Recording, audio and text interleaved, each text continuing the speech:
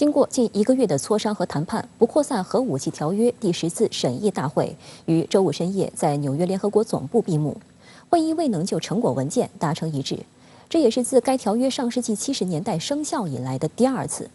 联合国秘书长古特雷斯发声明，对审议大会未能就实质性成果达成共识表示遗憾和失望。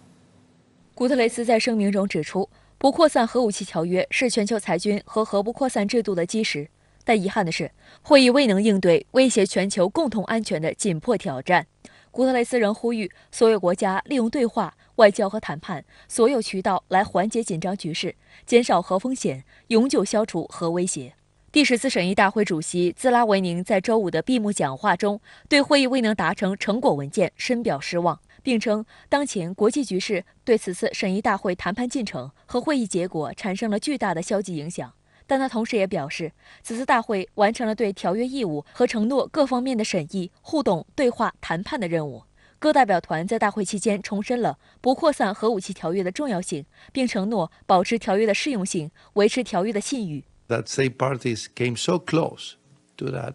an agreed outcome document that state parties remain committed to preventing this outcome. So I hope that what we started in this review conference can form some basis for forward momentum, a decision that was agreed by consensus to establish a working group on strengthening the review cycle. And I believe that that decision can help bring more transparency, more accountability, and above all, accelerate the implementation of state parties' commitments to pursue a world free of nuclear weapons.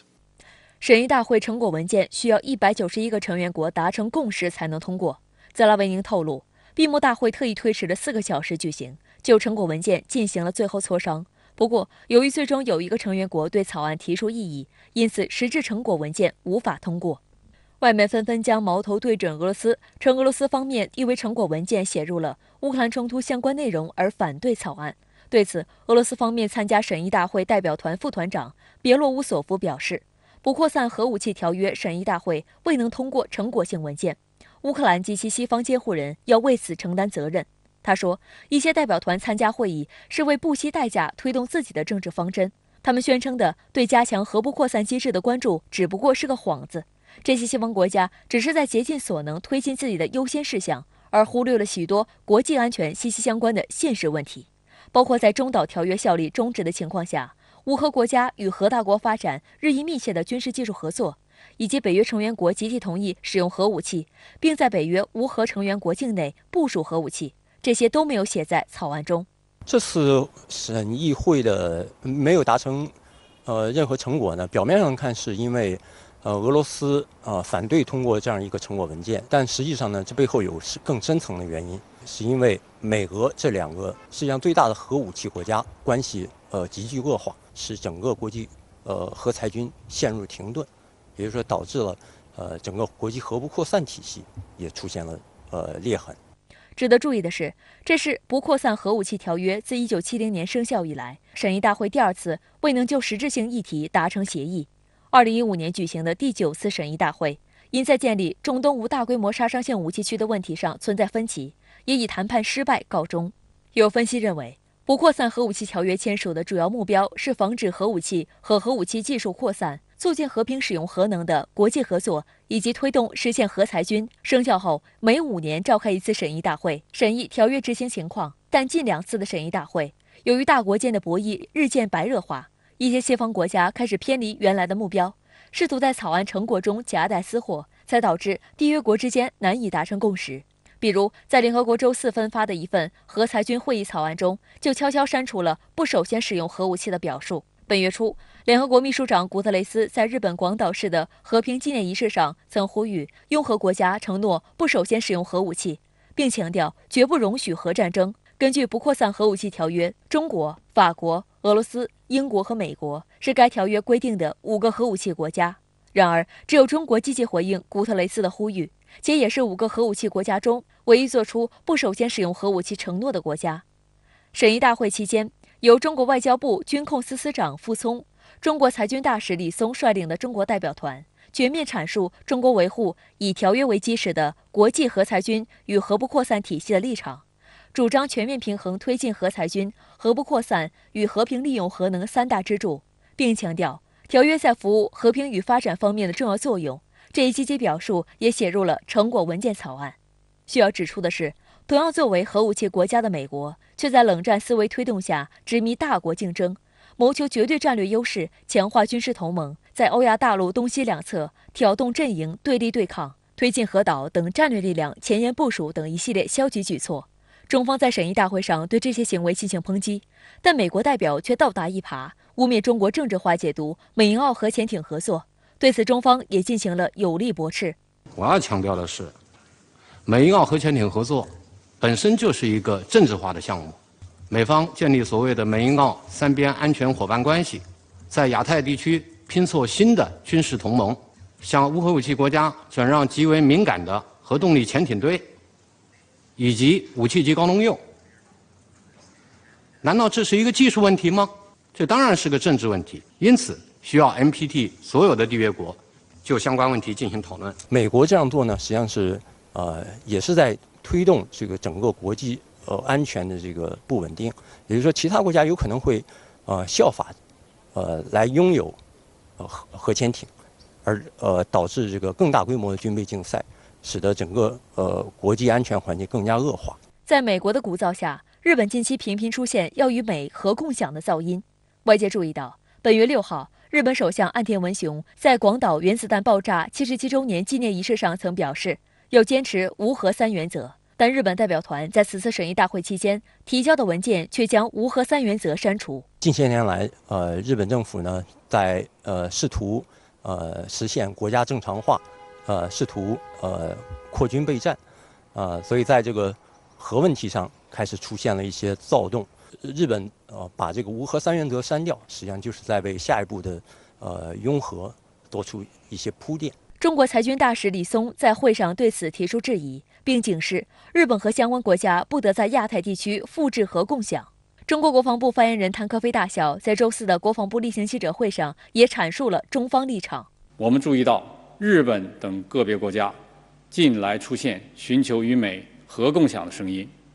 中方认为，有关国家应切实履行条约义务和自身承诺，停止鼓噪核共享或其他形式的核威慑安排。任何在亚太地区复制核共享模式的企图，都将严重损害地区战略平衡与稳定，必将遭到本地区国家的坚决反对和反制。相关话题来连线特约评论员陈斌。陈先生您好。5年一次审议的不扩散核武器条约最终未能通过成果文件，那么您认为谁该负责呢？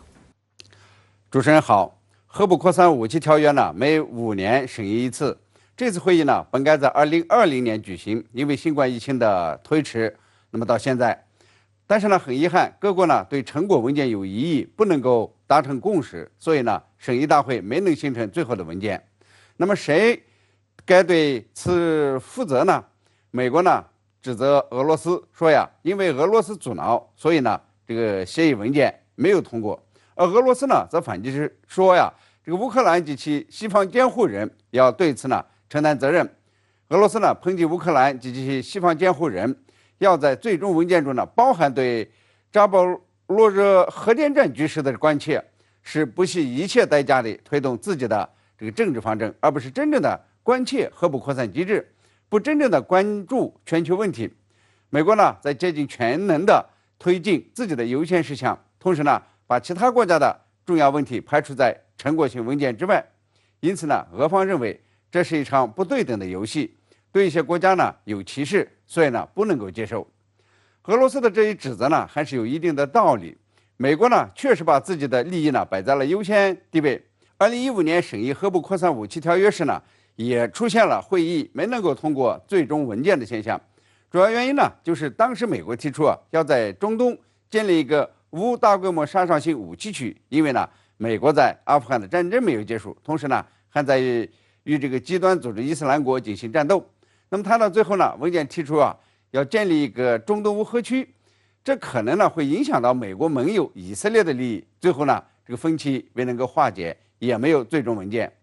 如果看看美国的做法，包括通过英美澳三方这个安全协议来发展澳大利亚核潜艇舰队，可以判定美国呢在违背核不扩散武器条约，只许州官放火，不许百姓点灯。另外美国呢从来没有这个不首先使用核武器的承诺。那么这次会议文件草案呢，原本有这一条的，后来呢也被删除了。因此说这个会议最终没有这个形成文件呢，这个美国的责任恐怕要更大一些。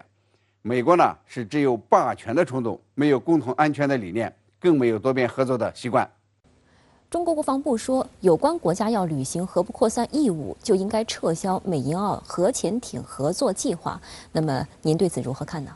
纵观国际社会呢，亚洲国家是核武器扩散较多的地区，有2个主要的原因。一是美国呢已经完成了2个周期的核现代化，现在呢正处在第3个阶段，将在2029年基本完成。美国的核打击能力呢能够达到世界各个角落，是核扩散的引领者。2呢是在美国的示范下美国的盟友正在设法拥有核武器，尤其是澳大利亚、这个日本和韩国都在蠢蠢欲动，以自卫的名义呢来发展和拥有核武器。看看呢，这亚洲的这个核武威胁呢，都是与美国相关联的。中国对此呢，不能不警惕，不能够不发声。中方提出的第一个要求呢，就是澳英美呢要收回奥克斯核潜艇合作协议，当中涉及的武器级的核材料的转移存在严重的核扩散风险，会破坏亚太地区的和平稳定。中方提出的第2个要求呢，是希望日本和美国不要搞所谓的核共享。最近几年时间了这个日本呢多次的提出要和美国实现核共享，2国呢也在进行协商。也就是呢，这个日本在争取正常国家地位以后，一方面呢帮助美国实施印太战略，另一方面呢是自己也拥有核武器。